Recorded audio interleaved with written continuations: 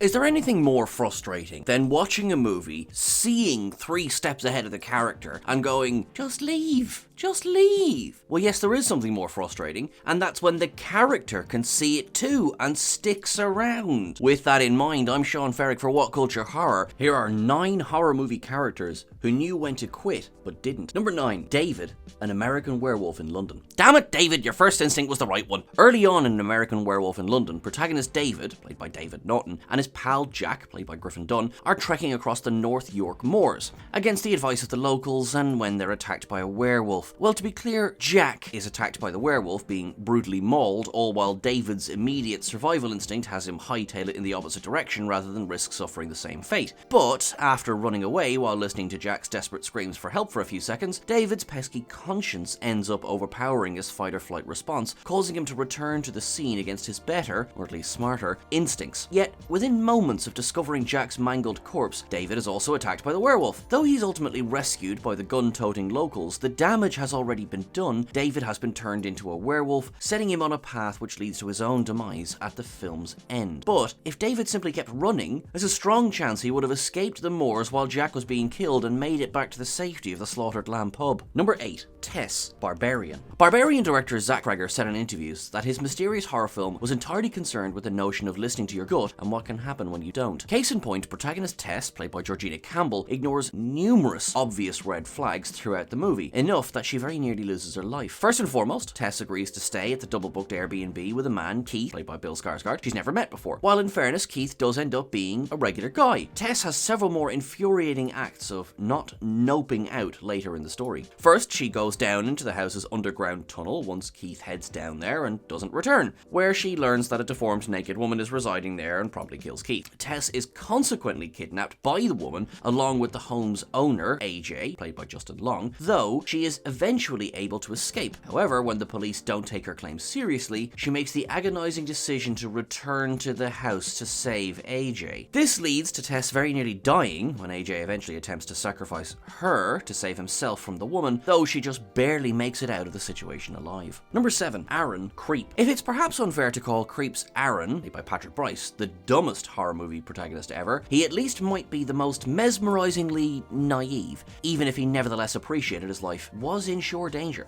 After Aaron spends the movie being terrorized by one of his videography clients, the eccentric Joseph, played by Mark Duplass, he eventually escapes and returns home. There, Aaron receives various items in the mail from Joseph, including a DVD where he offers to meet him in broad daylight in order to, bury the hatchet, our words, not his. Despite this very obviously being a setup, and Aaron appreciating this enough to both set a camera on himself and have his phone ready to call the cops, he still goes ahead with the meeting. And so, in a moment so self-inflicted it basically borders on suicide, Aaron sits on a bench facing the lake as Joseph sneaks up behind him with an axe and hacks him to death. To rub salt in the wound, the final scene sees Joseph questioning why Aaron fell for the whole ruse, noting that he must have genuinely believed him to be a good person. All the same, the writing was on the wall here. If you need a camera and 911 on speed dial to interact with someone, you know nothing good will come of it. Number 6, Ben, Paranormal Activity 4. The Paranormal Activity franchise is full of characters who, despite witnessing a bevy of suspicious phenomena in their midst, stick around long enough to get themselves killed by demonic entities. Yet in the 4th movie, it seems like protagonist Alex, played by Catherine Newton, her best friend Ben, played by Matt Shively, was going to do the rare smart thing and get the hell out of there. In the film's climax, Ben heads to Alex's house to warn her that she's being targeted by a coven, at which point he hears a loud thud upstairs. Ben, clearly agitated, takes his sweet time inching closer to the stairs, seemingly well aware that going up to investigate the sound is a supremely dumb thing to do. And yet he does it, heading into Alex's bedroom to check her laptop. Moments later, a possessed Katie, played by Katie Featherston, appears behind him and snaps his neck, killing him instantly. Seriously, dude, all you had to do was walk out the front door. You clearly knew you were supposed to do.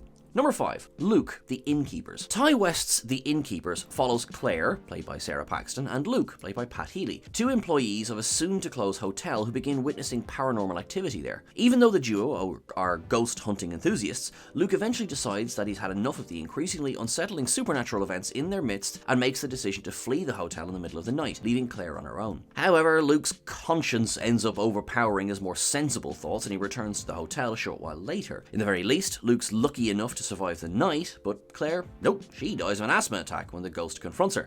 And so Luke has the worst, most traumatic day at work ever as he gets to watch Claire's corpse being wheeled out of the hotel by the authorities, a sight he could have handily avoided if he had just listened to his lizard brain and stayed gone after leaving. Number 4, Dewey, Scream 2022. Scream fans were devastated when fan favourite character Dewey Riley, played by returning David Arquette, his luck finally ran out in the 5th film, but it clearly didn't have to be this way. When the heroes are attacked by Ghostface at the hospital, Dewey successfully fends them off with 3 gunshots to the torso. But as he and the others evacuate the hospital to safety, Dewey goes back to finish the job, remarking that you always need to shoot the killers in the head. While it's infuriating that Dewey didn't cap this Ghostface in the head the moment they were down, going back on his own was a supremely bad idea. Having survived this many encounters with the various killers, albeit barely sometimes, he evidently appreciated the smart choice was leaving the hospital. And so, when Dewey returns to finish the killer off, they inevitably manage to get the better of him, slicing him to ribbons to the frustration of fans everywhere. Granted, Dewey wasn't in the best of mental health during the events of the films, but even so, if he took that hospital elevator with anybody else, there's a good chance he'd be still alive. Number 3, Becky, Fall. Fall centers around 2 adventurous pals, Becky, played by Grace Carolyn Curry, and Hunter, played by Virginia Gardner, who decide to climb a 2,000-foot tall broadcasting tower because apparently that's how they get their kicks. Becky has a very understandable reasons for not wanting to take part, though, having lost her husband in a climbing accident just a year prior. This, combined with her subsequent crippling alcoholism, certainly doesn't make a physically strenuous climb up a dodgy-looking tower in the middle of nowhere seem like a good idea,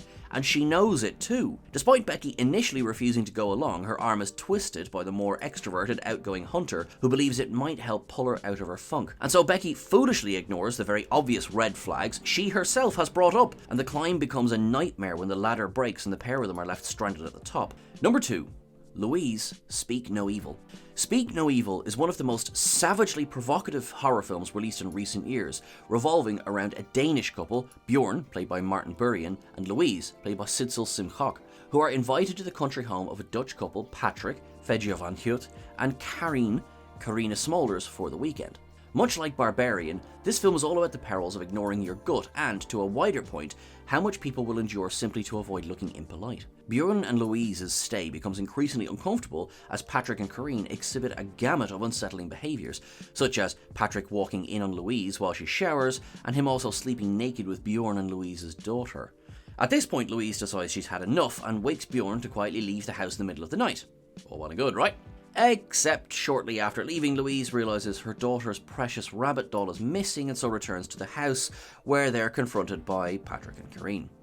Rather than get the rabbit and go, Bjorn and Louise's crushing desire not to offend their hosts causes them to stay, a decision which at the film's end leads to them both being murdered by Patrick and Karine, who have also cut out their daughter's tongue and forced her to pretend to be their own. Louise was well aware that Patrick and Karine's vibes were seriously off, and yet her failure to heed this led to her entire family unit being annihilated.